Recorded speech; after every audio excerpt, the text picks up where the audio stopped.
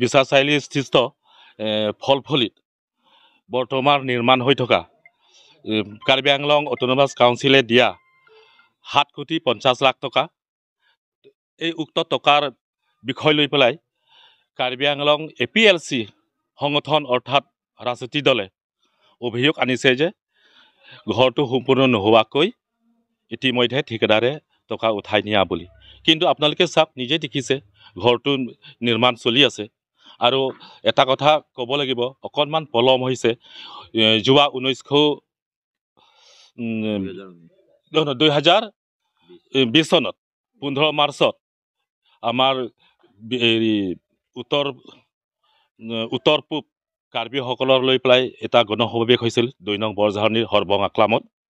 তো সেই হৰবঙা ক্লামত সেই গণসমাৱেশত আমাৰ তলিৰাম ৰংহাং ছাৰে তেওঁ বিশ্বনাথ জিলা বসবাস কৰা কাৰ্বিসকলৰ যিটো অভাৱ, ডাঙৰ অভাৱ আছিল, সেইটো হ'ল কাৰ্বি ষ্টুডেণ্ট হোষ্টেল।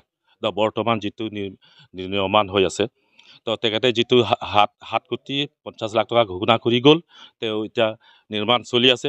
গতিকে আমি ধন্যবাদ জ্ঞাপন কৰিছোঁ। গতিকে তেওঁলোকে কোনো ইয়াত দল সংগঠনৰ লগত কোনো যোগাযোগ নকৰাকৈ জাগাত নাহি তেওঁলোকে বাহিৰে বাহিৰে তেওঁলোকে অভিযোগ আনিছে। আৰু তেওঁলোকে RTI কৰিছে বুলি গম পাওঁ, আনকি জেল হাজোলৈকৈ যোৱা বুলি জানিব পাৰিছোঁ। গতিকে তেওঁলোকে ইয়াত আহক, তেওঁলোকে কি জানিব বিচাৰিছে। ইয়াত দল বৰ্তমান ইয়াত কাৰ্বি ষ্টুডেণ্ট এছ'চিয়েশ্যন অৰ্থাৎ মংগল বেহঁতৰ নেতৃত্বত এই চোৱা চিতা কাম সম্পূৰ্ণ তেওঁলোকে দায়িত্ব লৈ পেলাই তেওঁলোকে চোৱা চিতা এতিয়াও কৰি আছে। কিবা যদি কৰিবলগীয়া আছে তে আৰু এটা কথা মই ক'বলৈ যাওঁ, যিটো তলত যিটো আপোনালোকে দেখিছে, তাতো কোনো মেপত বা তেওঁলোকে যিটো ইষ্টেমেটত নাছিলে।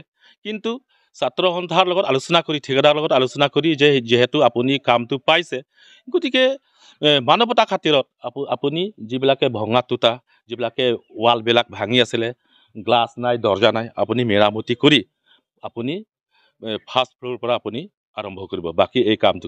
গতিকে ইতিমধ্যে তেওঁ ইয়াৰ সংগঠনৰ কথাটো ৰক্ষা কৰি তেওঁ বনাই দিলে। বনোৱাৰ পিছত তেওঁ ছেকেণ্ড ফ্ল'ৰ ফাৰ্ষ্ট ফ্ল'ৰৰ পৰা তেওঁ আৰম্ভ কৰিছে। আৰু এতিয়াও নিৰ্মাণ অৱস্থাত, এতিয়াও ইটা বালি পইচা উঠাই ল'লে বুলি কি কয়, তেওঁ পইচা উঠাই ল'লে বুলি ঠিকাদাৰে কিয় অভিযোগ আনিছিলে?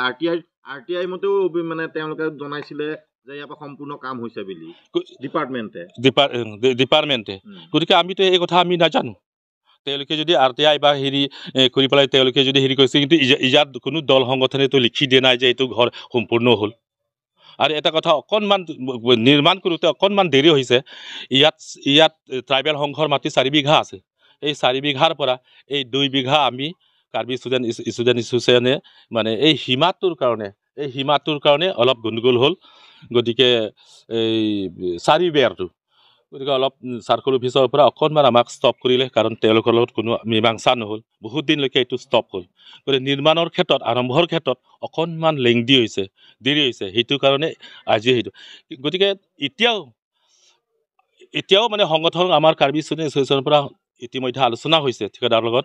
এতিয়াও আৰু আমাৰ তলিৰাম ৰহাং ছাৰে তেওঁ কৈ গ'ল, এই যে বেহালীৰ উপ নিৰ্বাচনৰ সময়ত, সেই সময়ত আহোঁতে ইয়াত কাৰ্বি ষ্টুডেণ্ট এছ'চিয়েশ্যনৰ ফালৰ পৰা ছাত্ৰ ছাত্ৰীসকলৰ সম্বৰ্ধনা অনুষ্ঠানত তেওঁ উপস্থিত আছে। তেওঁ এতিয়াও কৈ গৈছে ৱাল আৰু ক'ত মানে কি আপোনাৰ লেট্ৰিন বাথৰুম তেওঁ বনাবলগীয়া আছে, এইখিনিও মানে বনাই দিব।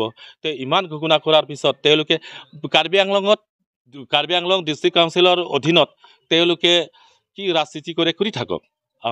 আমাৰ কথা হ'ল বহল দৃষ্টিভংগী, বহল চিন্তাধাৰা, যিজনে আমাক জাতিটোৰ কাৰণে আগুৱাই নিয়াৰ ক্ষেত্ৰত, উন্নয়নৰ ক্ষেত্ৰত আমাৰ বহল দৃষ্টিভংগীৰে মানে আমাক দেখিব, চাব, আমি তাকেই ৱেলকাম। গতিকে আজি তলিৰাম ৰংহাং আহি আমাক আমাৰ উন্নয়নৰ কাৰণে অকল বিশ্বনাথ বুলি নহয়, কাৰ্বি আংলং আৰু ডিমা হাছাওৰ বাহিৰত থকা কাৰ্বিসকলক মানে ভৈয়ামত বসবাস কৰা কাৰ্বিসকলক তেওঁ এটা বহল চিন্তাধাৰা, বহল দৃষ্টিভংগীৰে তেওঁ মানে কাৰ্বি য'তেই নাথাকক